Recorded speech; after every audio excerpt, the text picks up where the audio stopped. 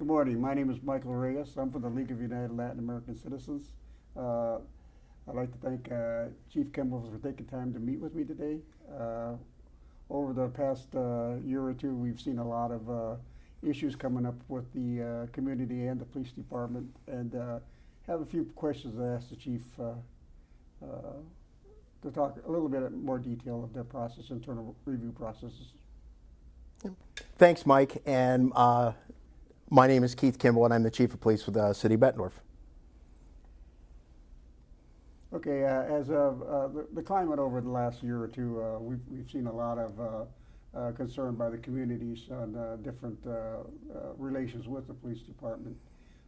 When it comes to review process and things like that, I think one of the things that the community is very interested in is when it comes to a complaint or there's some form of review needed internally or externally. How is that handled? And in addition, when do you determine that you have to go out to an outside agency for help in that review process? Sure. Yep. So with complaints, law enforcement, we take accountability very seriously and transparency.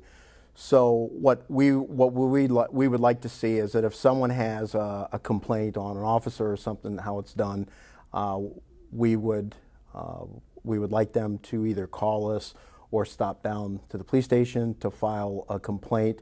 Again, there's all kinds of levels of complaints where sometimes it doesn't come to an official complaint, but maybe a citizen just didn't like the way something was handled and they don't want to take it that far, but they maybe want to just talk about it and see if there's anything to be done, or maybe the officer can be spoke to, or just see maybe how we can improve our services to where we could have a formal complaint filed against an officer, where we would have someone come and that would be a written statement.